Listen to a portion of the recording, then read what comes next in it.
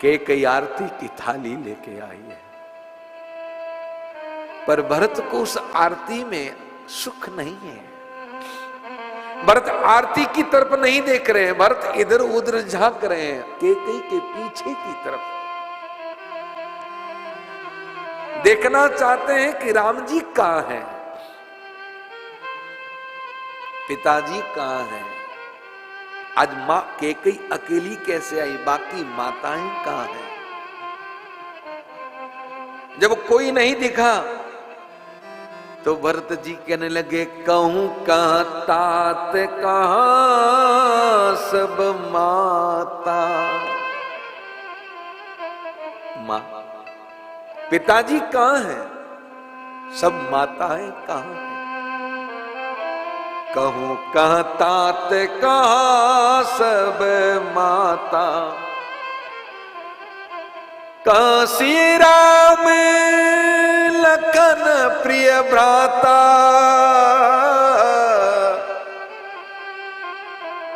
कहां जानकी जी हैं, राम जी कहां है, लखन कहां है। आज कोई दिख नहीं रहा है, सब कहां चले गए। और ये अवध इतना विरार विरान क्यों है। मैंने जब से अवध में प्रवेश किया है मां, जिधर देखता हूं उस तरफ जिसके सामने देखता हूं उनकी आंखें बहती हुई दिखती हैं मुझे। अरे मनुष्यों को तो क्या कहे मां, आज तो लगता है कि इस पूरा चराचर जगत ही करुणा के सागर में डूबा हुआ है। जिस पशु पक्षी को भी देखता हूं तो वो भी विरह में व्याकुल। आखिर क्या हुआ। कैकेयी कहने लगी, तात बात में सकल सभारी। पुत्र मैंने सब बात को संभाल लिया, बहुत बड़ा गड़बड़ हो रहा था पर मैंने संभाल लिया। भरत ने क्या आपने अकेले संभाला?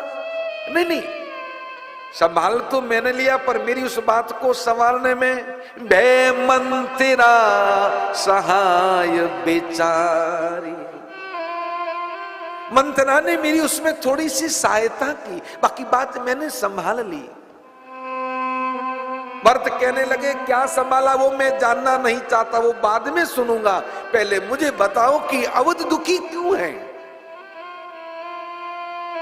कैकेयी कहने लगी, कछु के काज विधि बीच बिगाड़ूं।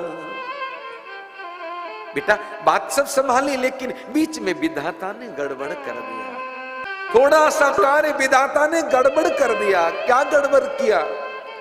भूपति सुरपति पुर पगधार।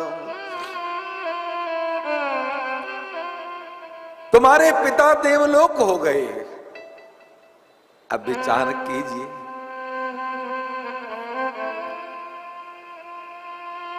पिता का अंत हो गया और कह रही कछु के काज। थोड़ा सा उस बेटे को पूछिए कि जिसके सर से पिता का साया टूट जाए, वो जानता है कि अनाथ होना जीवन में कितना बड़ा दुख होता है। कैकेयी ने तो सहजता से कह दिया कि भूपति सुरपति पुर पगधारे हूं, पर पूज्य बाबा ने तुरंत नीचे लिखा है, तात तात हाथ तात पुकार, परे हूं भूमि तल व्याकुल भारी। तात तात पिताश्री पिताश्री कह के भरत भूमि पे गिर पड़े। चलतन देखने पायऊ तोई,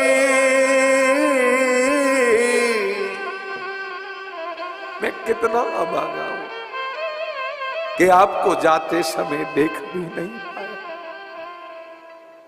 कम से कम पिताजी जाने से पहले एक बार मेरा हाथ राम जी के हाथ में दे के जाते और कहते, राम मैं तो जा रहा हूं पुत्र, आज से तुम ही इनके पिता हो।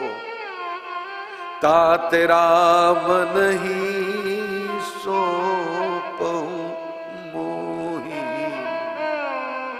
आपने मुझे राम जी को सौंपा नहीं। बाउरी धीर धरी उठे संभारी, धीरे धारण करके भरत उठे हैं, अपने को संभाल के कहने लगे, कहूं पितु मरन है तू महतारी।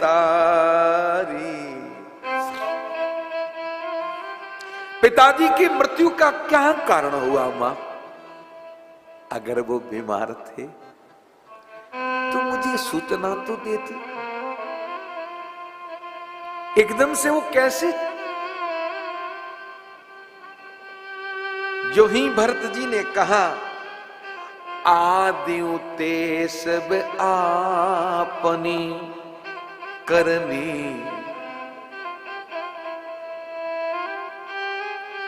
शुरू से लेके अंत तक कुटिल कठोर मुदित मन बरनी। कुटिलता से कठोर हृदय को करके कैकेयी ने पूरी शुरू से लेके अंत तक सुना दिया। और जो ही भरत जी ने सुना, पूज्य गोस्वामी जी लिखते हैं, भरत ही बिसुरे पितु मरन सुनत राम बन गौन। हे तू अपन पाऊ जानी जिय थकित रे धरी मों। भरत बिसुरे पितु मरन। भरत जी पिता की मृत्यु को भूल गए। जब राम जी के वन जाने का सुना, पर वन जाने का तो सुना, हे तू अपन पहुं जाने। मुझे राज देने के लिए मेरी मां ने मेरे प्रभु को वन दे दिया। आदमी को जब कहीं लगती है चोट तो उसे दर्द होता है, पर उस लगे हुए घाव पे अगर कोई जहर लगा दे तो उस दर्द की कोई महाराज व्याख्या नहीं। पिता की मृत्यु की चोट थी, ये घाव था, पर उस राम बन का ये जहर लगाया। आदमी दुखी होता है तो रोता है, पर जब अति महादुख पड़ता है तो सोचने की शक्ति क्षीण हो जाती है। उस समय वो रो नहीं पाता। हमारे समाज में जब कभी किसी के जीवन में ऐसी घटना घटती है और अनायास उसे पता चलता तो वो रोता नहीं, तो लोग कहते हैं इसे रुलाओ नहीं तो कहीं कुछ हो ना जाए, रुलाओ। भरत जी ने जब राम बन का सुना, सोचने की शक्ति समाप्त हो गई। कैकेयी कहने लगी, भरत तुम इतनी क्यों चिंता करते हो? बेटा विचार मत करो। तात राउ नहीं सोचे हूं जोगू। तुम्हारे पिता सोचने योगी नहीं है। बड़ित सुकृत जसु कीने हूं भोग। उन्होंने संसार के समस्त भोगों को भोगा और उन्होंने खूब सुकृत भी किए। और भरत जीवत सकल जन्म फल पाए। जब तक जीवित रहे जीवन के समस्त फलों को पाया। अंत अमर पति सदन सिधाए। और अंत में देवलोक को हो गए। इसलिए तेरे पिता चिंता करने योग्य नहीं है। असे अनुमानी सोच परिहरऊं। ऐसा मन में विचार करके ये मन की चिंताएं सोच को त्याग और सहित समाज राजपुर करऊं। समाज के साथ अयोध्या का राज, मैंने तेरे लिए अवध का राज रखा है। भरत तू उस राज्य को भोग। जब कैकेयी ने ये कहा, धरि धीरज भरि ले उसासा। भरत जी ने धैर्य धारण करके लंबी सांस खींची। पापिनी सबई भांति कुलनासा। अरे अभागिन, अरे पापिनी, ये तूने क्या कर दिया? तूने सब प्रकार से कुल का नाश कर दिया। मैं तुझे क्या कहूं कि कई जो पे कुरुचि रही अति तोई, जनमत काहे ना मारे मोई। भरत जी कहने लगे तेरे मन में ये कुरुचि थी तो तूने मुझे जन्म देते ही क्यों नहीं मार दिया?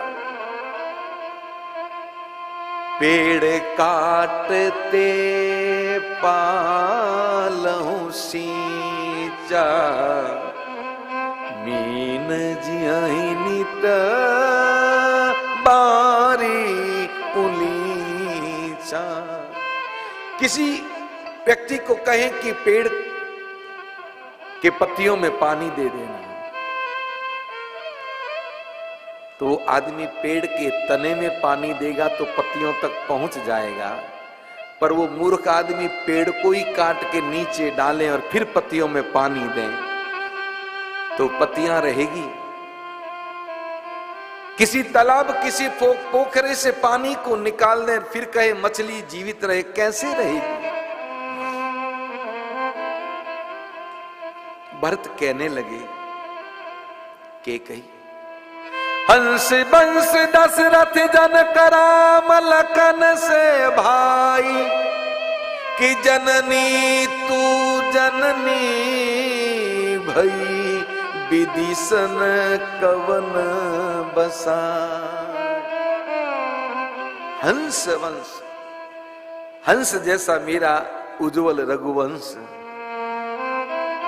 दशरथ जी जैसे मेरे जनक मेरे पिता, राम जी लक्ष्मण जी जैसे मेरे भाई, विधि ने मुझे सब कुछ दिया, पर तेरे जैसी मुझे मां क्यों दी?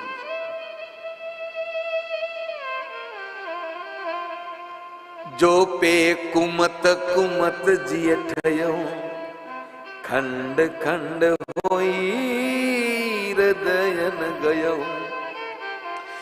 पर मांगत मन मई नहीं पीरा,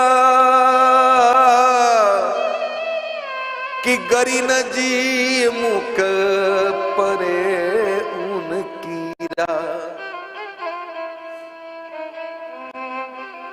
तेरे मन में कुमत आई, तेरे मन में कुमत का विचार आया कि तेरे हृदय के टुकड़े टुकड़े क्यों न हो गए?